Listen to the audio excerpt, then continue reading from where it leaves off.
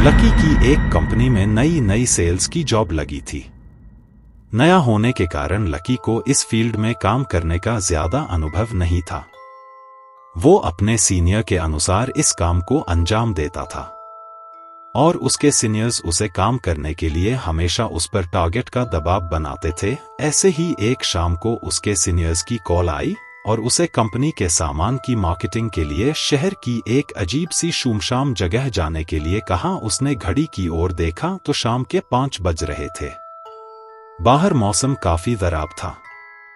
घने बादलों के कारण ऐसा लग रहा था कि मानो रात चुकी हो। साथ ही साथ तेज बारिश भी शुरू हो गई थी। लकी वहां जाता तो लौटने में देर रात हो जाती। यह सोचकर उसने अपने सीनियर से कहा कि सर, मेरे हिसाब से इतने देर वहां जाना ठीक नहीं, मैं कल चला जाऊंगा। दूसरी ओर से उसका सीनियर गुस्सा होकर बोला, देखो, सेल्स वाले बंदे समय नहीं देखा करते। इस फील्ड में वैसे ही भी बहुत कंपटीशन है। यदि तुम्हें कोई परेशानी हो रही है तो मैं किसी और को भेज सकता हूं, उसका टारगेट भी पूरा हो जाएगा। टारगेट के बारे में सोचकर लकी ने जाने के लिए हाँ कर दी। हैरान परेशान सा वो तेज बारिश में अपनी बाइक से शहर की भीड़-भाड़ वाली सड़कों से निकलकर वह वहां पहुंच गया।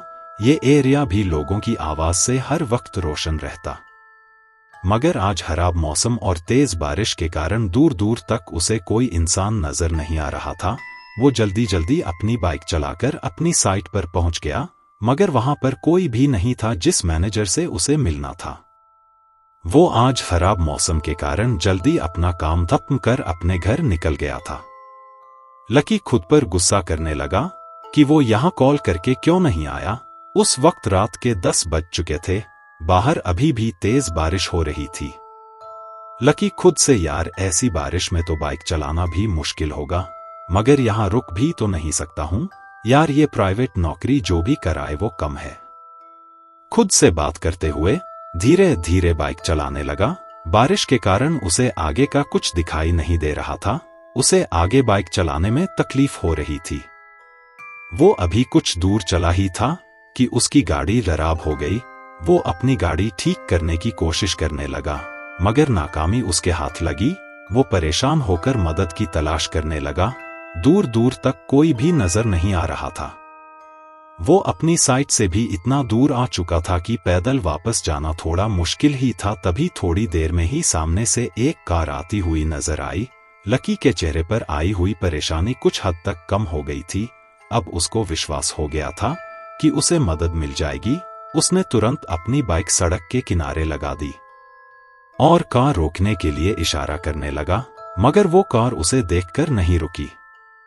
तो लकी के चेहरे पर निराशा आ गई और फिर कोई साधन तलाश करने लगा। अगले ही पल वो कार रिवर्स में आकर उसके पास आकर खड़ी हो गई। उसे हैरानी हुई कि जो कार अभी बिना रुके चली गई, अचानक से पीछे क्यों आई। जैसे ही कार उसके पास आकर रुकी, सड़क किनारों के लैंपों की हल्की रोशनी में उसने देखा कि कार की हालत बहुत ही खराब हो चुकी थी। जगह जगह से उसके पतरे उतरे हुए थे, मानो किसी हादसे का शिकार हो गया हो। उसे इस कार को देखकर अजीब सा फील हो रहा था, मगर अचानक ही वो उसे देख सम्मोहित सा हो गया था। तभी कार ड्राइवर की भारी आवाज उसके कानों में पड़ी। हाँ भाई, कहाँ जाना है? कोई मदद चाहिए क्या?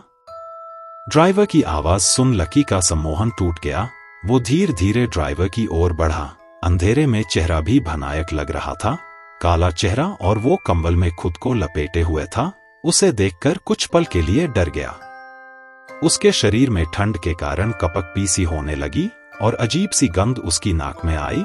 जब कोई जवाब नहीं दिया तो ड्राइवर दोबारा बोला, भाई, कहीं चलना है, बता दीजिए। उसकी बात सुनकर लकी को होश आया और वो बोला, मैं किसी काम से अंदर शहर में आया था, लौटते समय मेरी बाइक खराब हो गई, मुझे थोड़ी दूर के लिए लिफ्ट दे दो। ड्राइवर भाई, हम तो यहाँ पर मदद करने के लिए ही है, आगे तो जगह नहीं है, पीछे बैठ जाओ। ये कहकर ड्राइवर अजीब तरीके से हंसने लगा। अंधेरे वीरान में लकी को इस तरह की हंसी बहुत अजीब लगी, मगर उसे मदद की बहुत जरूरत थी। इसीलिए उसके कहने पर लकी पीछे की सीट पर बैठ गया। बैठकर उसने देखा कि वहां पर एक बुजुर्ग आदमी और उसके साथ एक छोटा बच्चा और एक महिला घूंघट ओढ़कर बैठी हुई थी। लकी उनके पास बैठ गया। और जैसे ही कार चलने लगी, पीछे बैठे वो बुजुर्ग आदमी, वो बच्चा और वो महिला लकी की ओर अजीब सी निगाहों से देखने लगे। उनकी सफेद आंखें लकी के मन में भय पैदा कर रही थी। जब से वो इस कार के पास आया था तब से अजीब सी गंध उसकी नाक को परेशान कर रही थी। उसे समझ नहीं आ रहा था कि ये गंध किस चीज की है। लकी अपनी नाक पर रुमाल रखकर चुपचाप बैठा था। तभी वो बुजुर्ग धीरे धीरे उसकी तरफ होने लगा। जैसे वो पास आ रहा था, वो बदबू बढ़ती जा रही थी, साथ ही में ठंड भी। लकी ने गौर से देखा तो बुजुर्ग व्यक्ति का चेहरा भी बिल्कुल सफेद था। चेहरे पर ढेर सारी झुर्रियां और आंखें इतनी काली मानो आंखों की जगह गड्ढे हों। उस पर लगे हुए चश्मे की गिलास टूटी हुई थी। लकी डरते हुए साइड में होता गया। बुजुर्ग ने उसे कहा, बेटा कौन हो तुम? बहुत दिनों बाद इस रास्ते पर किसी सवारी को देखा है। बुजुर्ग के ऐसा बोलते हुए ही उसके साथ के सब लकी को और घूर कर देखने लगे। उन सबकी आंखों में एक खालीपन सा था। यह देखकर लकी थोड़ा सा परेशान हो गया था। लकी ने सिगरेट के लिए अपनी जेब में हाथ डाला तो उसके हाथ में लाइटर आ गया। जैसे ही उसने लाइटर जलाया, वो बुजुर्ग डर कर उससे थोड़ा दूर हो गया। मगर वो अजीब सी गंध और अधिक आनी शुरू हो गई। लकी ने अपने हाथ में सिगरेट का डब्बा निकाला। वो बारिश में पूरा भीग चुका था। लकी ने गुस्से में चलती हुई कार से वो डिब्बा बाहर फेंक दिया और लाइटर अपनी जेब में रख लिया। जैसे ही उसने लाइटर को वापस अपनी जेब में रखा तो बुजुर्ग उसके और करीब आ गया और बोला, क्या हुआ बाबूजी, इस तरह परेशान क्यों हो रहे हो? कहते हुए वो जोर जोर से हंसने लगा। उसके साथ साथ वहां बैठा बच्चा और महिला भी उसके साथ जोर जोर से हंसने लगी। सभी लोग धीरे धीरे उसके पास आने लगे। बारिश में भीगने के कारण उसके कपड़े उनके शरीर से चिपके हुए थे। लकी ने ध्यान से देखा तो उन सबके शरीर पर चमड़ी का नामो निशान तक नहीं था, सिर्फ हड्डियों का ढांचा ही था। लकी बहुत डर गया। वो जोर जोर से चिल्लाने लगा। लकी को चीखते देख वो कार ड्राइवर और जोर से कार चलाने लगा। जो महिला घूंघट में थी, उसका घूंघट अपने आप हट गया। उसका चेहरा बहुत ही डरावना था। जगह जगह से जले हुए चेहरे पर मास्क लटक रहा था। देखते ही देखते वो लोग खुद अब खुद जलने लगे। ये अचानक से जलते हुए लोग और वो गंध और तेज होने पर लकी को समझ आ चुका था कि वो गंध किस चीज की है।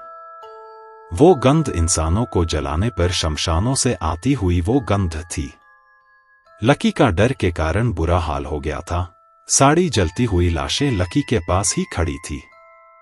सभी लाशें लकी से चिपट गई थी और अब लकी का शरीर भी जलने लगा था। अगली सुबह मौसम बिल्कुल साफ हो गया था। सड़क पर आवन जावन भी शुरू हो गई थी। लकी का जला हुआ शरीर उसकी बाइक के पास मिला। कार में बैठे हुए लोग उसकी लाश को देख रहे थे। लाश के आसपास खड़े लोग बोल रहे थे कि लगता है सालों पुराना कार जलने का हादसा कल रात को दोबारा हो गया। अगर मेरी ये कहानी आपको पसंद आई हो तो कमेंट, शेयर जरूर करें।